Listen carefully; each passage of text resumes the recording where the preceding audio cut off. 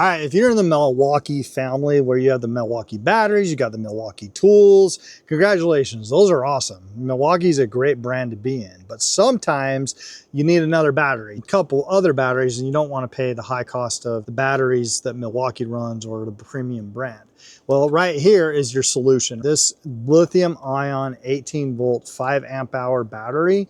I put this up against my other Milwaukee batteries and I can't notice a difference. I do not notice a difference. These work interchangeably for any Milwaukee tool that takes the 18 volt system. These are gonna work and they're gonna slide right in and they're gonna work for you.